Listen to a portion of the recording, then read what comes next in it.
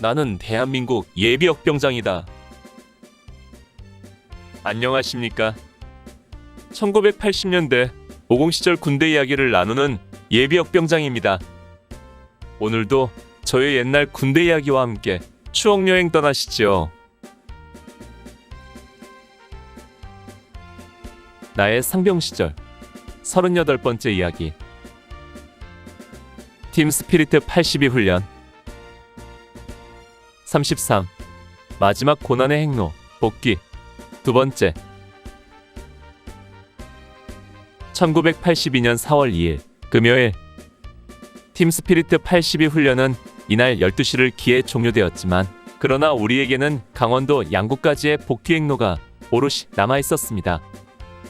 양평군 청원면 용두리에 넓은 냇가 공터에 세워진 60 트럭에 우리는 승차한 채 출발만을 기다리고 있었습니다.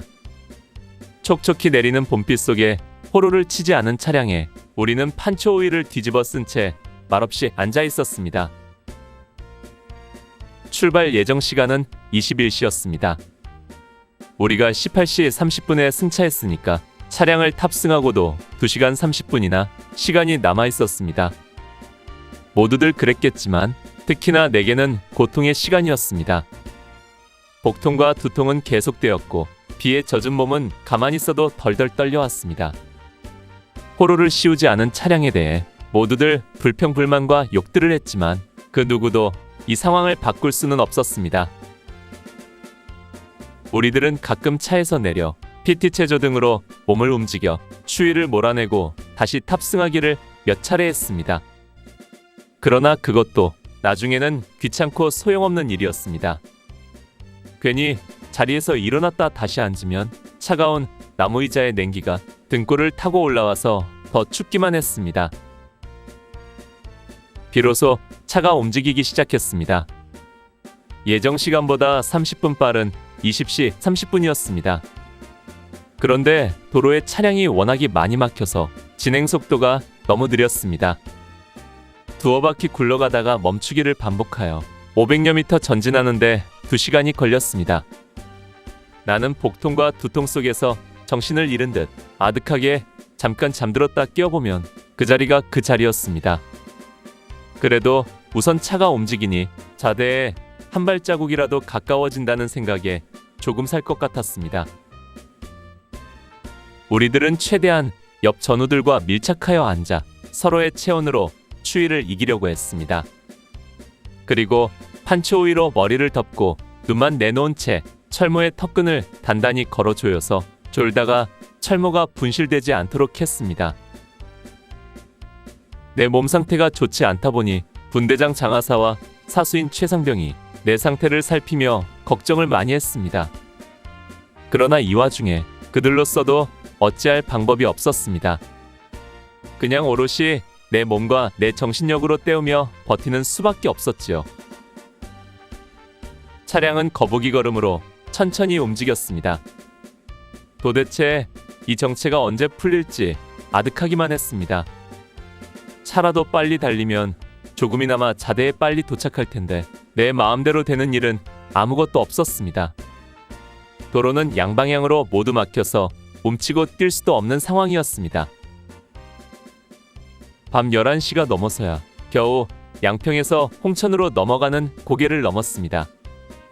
우리 출발지에서 그 짧은 거리를 2시간 반이나 걸린 것입니다. 홍천으로 접어들자 차량 속도가 좀 붙기 시작했습니다. 철정 검문소를 지날 즈음 내리던 비가 쌀락눈으로 바뀌고 있었습니다. 4월 초인데 눈이 내리다니 확실히 강원도에 들어왔다는 것이 실감나는 순간이었습니다. 기온은 급강하하고 귀를 스치는 바람소리조차 매섭게 바뀌고 있었습니다. 또다시 원망스러운 생각이 들었습니다. 이런 날씨에 호로를 치지 않은 차로 병력을 이동시킨단 말인가. 새벽 1시가 넘어가는 시간, 신남이 가까워지자 전달이 왔습니다. 사단장님이 신남에 나와 있으니 자지 말고 깨어 군가를 부를 것. 정말 아무 정신이 없었습니다. 사단장이야 우리를 격려하기 위해 나온 것이겠지만 그러나 우리는 그렇잖아도 힘든데 더 힘들게 하는 것 같았습니다. 게다가 나는 배도 아프고 머리도 아픈데 추리는 몰려오고 몸은 거의 운신조차 못할 정도로 굳어있는 상황이었습니다. 그런데 거기에 군가까지 부르라니 죽을 맛이었습니다. 도대체 사단장은 일찍 들어가서 쉬고 있을 것이지 왜 나와서 모두를 힘들게 하는지 그 또한 모를 일이었습니다. 모두들 불평불만이 가득했지만 그래도 명령에 살고 명령에 죽어야 하는 군인들인지라 모두들 차렷 자세로 앉아서 군가를 부르기 시작했습니다. 그러나 신남을 지나쳤지만 진눈깨비가 내리는 어둠 속에서 사단장이 서 있는지 앉아 있는지조차 알 수 없었습니다. 그 와중에 조금은 다행스런 소식도 전해졌습니다. 사단장 명령으로 계속 차량을 타고 자대까지 간다는 것입니다.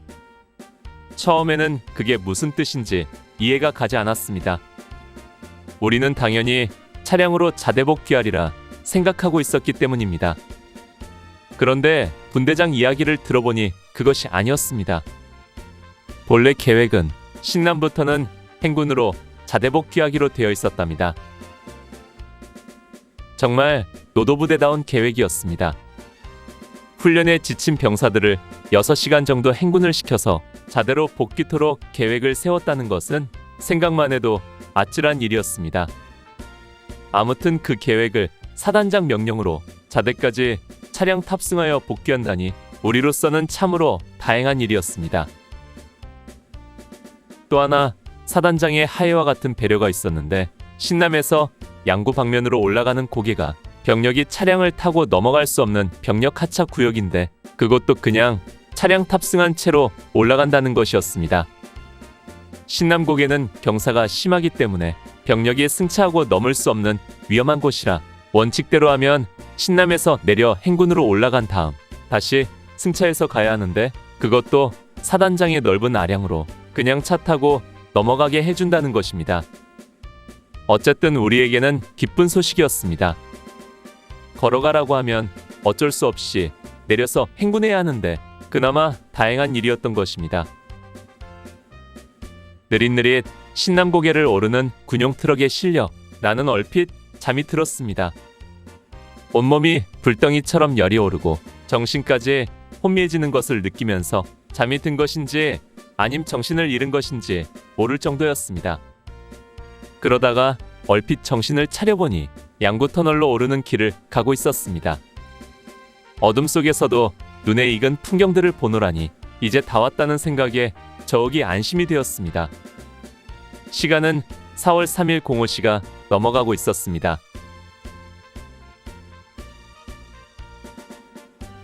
오늘 추억여행에 함께 해주셔서 감사합니다. 다음 이야기를 기대해 주시고 구독과 좋아요 부탁드립니다. 당백